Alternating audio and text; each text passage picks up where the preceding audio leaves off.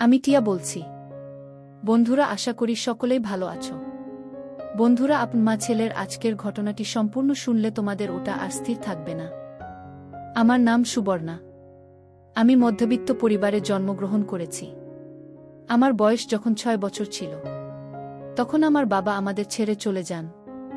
আর গত 2 বছর আগে আমার মা ও মারা গেছে। আমার বয়স 16 বছর। আমরা 2 বোন। আমার বড় দিদির নাম ঝর্ণা। ঝর্ণার বয়স 25 বছর। এখন বাবা মা ছাড়া ঝর্ণা দিদি আমার সব কিছু। এখন আমার বাবা মা দুটোই ঝর্ণা দিদি। ঝর্ণা দিদি একটা ছোট কোম্পানিতে যোগ করে আমাদের সংসার চালায়। ঝর্ণা দিদির থেকে আমি একটু হেলদি ছিলাম, তাই আমাকে দেখে বড় মনে হতো, আর দিদিকে দেখে আমার থেকে ছোট মনে হতো। দিদি কোম্পানিতে চাকরি করতে করতে একটা ছেলেকে পছন্দ করে। ছেলেটি তাদের অফিসে জব করত। আমি মাধ্যমিক পাশ করার পরে আর পড়াশোনা করিনি। দিদি বাইরে চলে যেত, আমি বাড়িতে থাকতাম। বাড়িতে থেকে আমি বাচ্চাদের টিউশন পড়াতাম। আমাদের বাড়িটা অনেক বড় ছিল, উচ্চখানা রুম ছিল। বাবা খুব শখ করে বাড়িটা বানিয়েছিলেন, আর বলেছিলেন আমাদের 2 বোনের বিয়ের পরেও এই বাড়িটা আমাদের 2 বোনেরই থাকবে। এখন তো আমাদের বাবা মা কেউ নেই, তার বাড়িটা না চাইলেও আমাদের 2 বোনের থাকবে। বাবা মা ছাড়া বাড়ির আর কোনো মূল্য নেই। বাবা মা না থাকার যে কি কষ্ট সেটা আমাদের ছাড়া ভালো কেউ বুঝবে না। দিদির সকাল বেলা অফিসে চলে যেত, আমি সারা দিন বাড়িতে থাকতাম। ঝর্ণা দিদি যে ছেলেটিকে ভালোবাসত, ঝর্ণা দিদিকে সে খুব ভালোবাসত। তার নাম অভি। একদিন অভি দাদা দিদির ছবি নিজের বাড়িতে পাঠিয়ে দেয়, এবং দাদার মা বাবা আমার দিদিকে দেখে পছন্দ করে। তারপর অভি দাদা ও ঝর্ণা দিদির বিয়েটা পাকা হয়, এবং খুব ছোট করে তাদের বিয়ে হয়।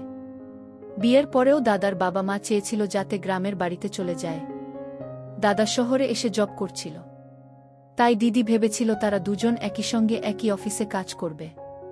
কিন্তু ওদিকে অভি দাদার বাবা মা এটা চেয়েছিল যাতে ঝর্ণাদি গ্রামের বাড়িতে গিয়ে ওই দাদার বাবা মাকে দেখাশোনা করে। কিন্তু দিদি যদি এখান থেকে চলে যেত তাহলে আমি একা হয়ে যেতাম। আমাদের বাবা মা ছিল না, দিদি আমার সবকিছু ছিল। এই ব্যাপারে অভি দাদাকে ঝর্ণা দিদি বলেছিল, তোমার বাবা মায়ের সাথে আমি কথা বলবো এবং আমি তাদেরকে ব্যাপারটা বোঝাবো। আসলে অভি দাদা তার বাবা মায়ের সব খরচটা অভি দাদার বাবা মা ভেবেছিল বিয়ের পরে হয়তো তাদের ছেলে আর কোনো খরচা দেবে না। আমার দিদি তার শ্বশুর শাশুড়িকে বুঝিয়ে বলেছিল, অভি আগে যতটা আপনাদেরকে ভালোবাসত আপনাদের টাকা পাঠাতেন, এখনও ততটাই আপনাদের ভালোবাসবে এবং টাকা পাঠাবে। আপনাদের কাছ থেকে আপনাদের ছেলেকে আমি কেড়ে নেব না। এই ব্যাপার নিয়ে এত ভয় পাবেন না।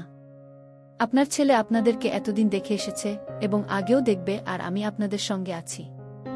আপনাদের যখন কোনো অসুবিধা হবে আমার এখানে চলে আসবেন। ঝর্ণা দিদি খুব ভালোভাবে তার শ্বশুর শাশুড়িকে বুঝিয়েছেন, এবং ঝর্ণাদির বোঝানোর স্টাইল দেখে অভি দাদা খুব খুশি হয়েছিল। অভি দাদা আমাকে ছোট বোনের মতো ভালোবাসতেন। বিয়ের পরে 1 সপ্তাহ দিদি ও দাদা গ্রামের বাড়িতে ছিল, তারপরে চলে আসে শহরে। ওই দাদা একটা ভাড়ার ফ্ল্যাটে থাকা। দিদি যখন 1 সপ্তাহ বাড়িতে ছিল না, তখন আমি খুব কষ্ট করেই বাড়িতে একা ছিলাম। বাবা মা ছাড়া একা থাকা যে কি কষ্ট সেটা আমাদের থেকে ভালো আর কেউ বুঝবে না। ঝর্ণা দিদি অভি দাদা ভাড়ার ফ্ল্যাটে ছিল। সেদিন যখন দিদি বাড়িতে আসে এবং বলে, গত 20 দিন থেকে আমি তোকে ছাড়া আছি। আমি জানি তোর একা খুব কষ্ট হচ্ছে, তাই তোর কাছে চলে এসেছি। ঝর্ণা দিদিকে দেখে আমি খুব খুশি হয়েছিলাম। কিন্তু স্বামী ছাড়া থাকাটাও ভালো কথা না, কারণ বিয়ের পরে সাধারণত মেয়েরা স্বামীর সঙ্গে শ্বশুর বাড়িতে থাকে। তাই আমিও চেয়েছিলাম আমার জন্য যাতে দাদা ও দিদির বিবাহিত জীবনে কোনো বাধা বিপত্তি না আসে। তাই সেদিন যখন অভি দাদা রাতের বেলা বাড়ি আসে, তখন দাদা ও দিদিকে একটা আইডিয়া দিয়েছিলাম যাতে তারা ভাড়ার ফ্ল্যাটে না থেকে এই বাড়িতে যাতে তারা দুজন থাকে। এই বাড়িটা তো আমার আর দিদির ছিল, তাই আমি ভেবেছিলাম দাদা ও দিদি এ বাড়িতে থাকলে আমারও সাহস হবে এবং দাদা ও ঝর্ণা দিদিকে ভাড়ার ফ্ল্যাটে থাকতে হবে না। ভাড়ার ফ্ল্যাটটা খুব ছোট ছিল, তাই অভি দাদা আমাকে একটা কথা বলেছিল যে ফ্ল্যাটটা ভীষণ ছোট, নইলে তোমাকে আমাদের সঙ্গে নিয়ে যেতাম। আমার এই আইডিয়াটা দাদা ও দিদির পছন্দ হয় এবং তারা তাদের সমস্ত জিনিসপত্র নিয়ে ভাড়ার ফ্ল্যাট ছেড়ে এই বাড়িতে চলে আসে। তারপর থেকে তারা এই বাড়িতে থাকত এবং এখান থেকেই তারা চাকরি করত। এভাবে আমাদের খুব ভালোই কাটছিল। দাদা ও দিদির বিয়ে হতে 1 বছর হয়ে গিয়েছিল, কিন্তু এখনও তাদের নিজের কোনো সন্তান হয়নি। এদিকে আমি বাড়িতে সারাদিন কাজকর্ম করতাম ও বাচ্চাদের টিউশন পড়াতাম। যেহেতু দাদা ও দিদি অফিসে চলে যেত এবং বাড়িতে আমি একাই থাকতাম, তাই ভেবেছিলাম টিউশন পড়াতে আমার পড়াশোনার খরচ হবে এবং এতে আমার একাকিত্ব বোধটা দূর হবে। আর এমনিতেও বাচ্চাদের টিউশন পড়াতে আমার খুব ভালো লাগত। আমি ছোট বাচ্চাদের খুব ভালোবাসতাম। দিদির বিয়ের 2 বছর হয়েছিল, এখনও আমাদের বাড়িতে কোনো বাচ্চা আসেনি। এবারও আমাদের নিজেদের খুব ইচ্ছে হয়েছিল এই বাড়িতে একটা ছোট বাচ্চা আসবে যে কিনা আমাকে মাসি বলে ডাকবে এবং আমি তাকে অনেক ভালোবাসা দেব। কিন্তু এভাবে 2-3 বছর কেটে যায়, কিন্তু দিদিমা হয়নি। বিয়ের 3-4 বছর পরেও যখন দিদিমা হয়নি, তখন দাদা খুব চিন্তায় পড়ে যায়। তারপর তারা বিভিন্ন জায়গায় ডাক্তার দেখাতে শুরু করে, তাতেও কোনো কাজ হয়নি। তারপর পাড়া প্রতিবেশীর লোক যা বলতো আমার দিদি তাই করত। কেউ বলতো তান্ত্রিকদের কাছে গেলে হবে, কেউ বলতো জ্যোতিষী দেখায়। যে যা বলতো আমার দিদি তাই করত, কিন্তু কোনো কিছুতেই কোনো কাজ হয়নি। এদিকে দাদা ও দিদি আমার বিয়ের জন্য চাপ দিত। ও বলতো কতদিন আমি এভাবে তাদের সেবা করব? আমার তো একটা জীবন সাথীর প্রয়োজন। আমি পরিষ্কারভাবে দাদা ও দিদিকে বলেছিলাম ততদিন বিয়ে করব না, যতদিন না দাদা ও দিদির বাচ্চাকে আমি নিজের কোলে পিঠে মানুষ করেছি। বিয়ের 3 বছর পরেও যখন দিদিমা হয়নি, তখন প্রত্যেক দিনই এখানে সেখানে ডাক্তারের কাছে যাওয়া হতো। দিদির সঙ্গে প্রত্যেকটা জায়গায় আমি যেতাম, কারণ দাদা সবসময় যেতে পারত না, অফিসের ব্যস্ত থাকত। তাই প্রত্যেকটা জায়গা দিদির সঙ্গে আমি যেতাম এবং দিদির প্রায় দিনই শরীর খারাপ থাকত। তাই দাদা দিদিকে বিয়ের 2 বছর পর থেকে আর চাকরি করতে দেননি। এদিকে আমাদের বাড়িতে অভি দাদার একজন আপনিও থাকতে আসে। দাদা ও দিদির বিয়ে যেহেতু খুব সাধারণভাবে হয়েছিল, তাই দাদার বিয়েতে সব আত্মীয়দের ইনভাইট করেনি। আসলে দাদা ও দিদি বলছিল বিয়েতে ফালতু খরচ না করাই ঠিক, তাই তারা খুব সিম্পলভাবে বিয়েটা করে। তাই প্রায় আমাদের বাড়িতে আত্মীয়রা আসত। যেহেতু দিদির শ্বশুরবাড়ির লোকেরা সবাই দিদিকে দেখে নিন, মাঝে মধ্যে দিদির শ্বশুরবাড়ির লোকেরা এই বাড়িতে আসত দিদিকে দেখার জন্য। সেদিন অবি দাদার মামা ও মামি আমাদের বাড়িতে আসে দিদিকে দেখার জন্য। বিয়ের 4 বছর পরেও যখন দিদিমা হয়নি, তখনও বিদার মামা ও মামি বলেছিল তাদের গ্রামে একটা অনেক বড় তান্ত্রিক আছে, যে কিনা সব সমস্যার সমাধান বের করে দেয়। এবং তারা বলেছিল ওই তান্ত্রিকের কাছে গেলে দিদির অবশ্যই বাচ্চা হবে। তারপর একদিন আমিও ঝর্ণা দিদি ওই তান্ত্রিকের কাছে যাই। ওই তান্ত্রিক যা জড়িবুটি খেতে দিয়েছিল এবং এমনভাবে খেতে বলেছিল, দিদি ঠিক সেইভাবেই সেবন করেছিল, কিন্তু তাতেও কোনো ফলাফল হয়নি। এভাবে অবি দাদা তো প্রায় হাল ছেড়ে দিয়েছিল, কিন্তু ঝর্ণাদি তখনও আশা ছাড়েননি। তার মনে বিশ্বাস ছিল যে সে একদিন মা হতে পারবেন। তার কষ্ট দেখে আমার খুব কষ্ট হতো। আমি যে ছাত্রদের পড়াতাম তাদের মায়েরা মাঝে মধ্যে আমার সঙ্গে দেখা করতে আসত। একটা বাচ্চা আমার কাছে পড়তো, তাকে আমি খুব ভালোবাসতাম। আমার যতগুলো ছাত্র ছিল, তার মধ্যে আসাদ সবথেকে ছোট ছিল, তাই তার মা প্রত্যেক দিন আমার কাছে রেখে যেত এবং টিউশন পড়ানো হয়ে গেলে নিজে এসে তাকে নিয়ে যেত। সেদিন আসাদের মা বলেছিল একটা অনেক বড় জ্যোতিষী আছে এবং সেই জ্যোতিষী তান্ত্রিক বিদ্যা জানে, ওনার কাছে গেলে দিদি অবশ্যই মা হবে। এই কথাটা আসাদের মা দিদিকে বলেছিল। আসাদের মায়ের কথা শুনে দিদি ওই তান্ত্রিকের কাছে যায়। সেদিন আমি দিদির সঙ্গে যেতে পারিনি, কারণ আমার শরীর খুব খারাপ ছিল। ডাক্তার দেখিয়ে যখন দিদির কোনো কাজ হয়নি, তখন দিদি অন্ধবিশ্বাস করে তান্ত্রিক এবং জ্যোতিষীদের কাছে যেত।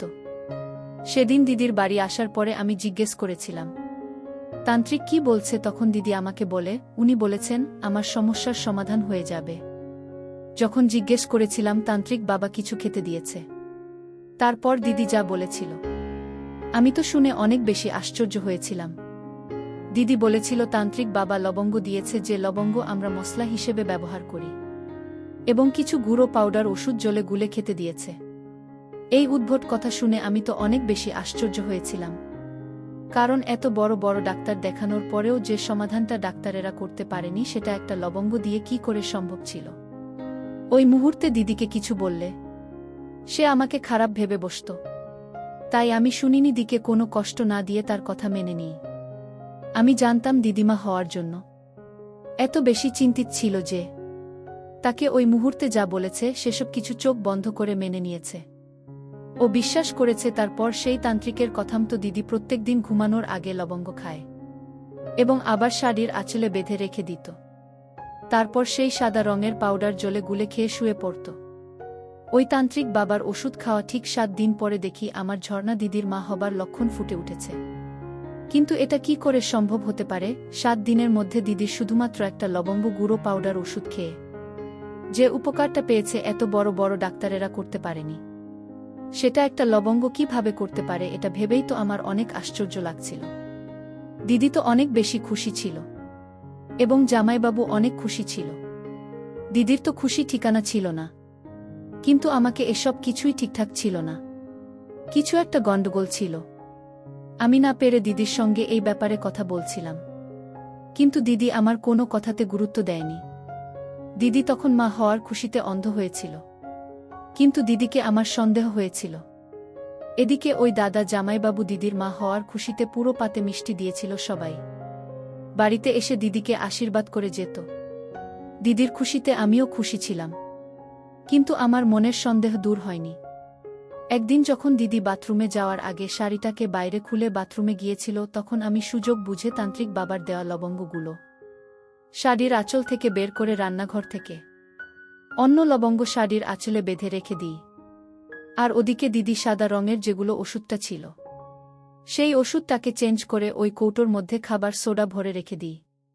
তান্ত্রিকের দেওয়া ওষুধগুলো দিয়ে ঘর থেকে বের করে আমি নিজের ঘরে নিয়ে চলে আসি এবং পরীক্ষা করার জন্য তান্ত্রিক বাবা দিদিকে যেমনভাবে ওষুধ খেতে বলেছিল ঠিক সেরকমভাবেই আমি ওষুধগুলো খেতে শুরু করি।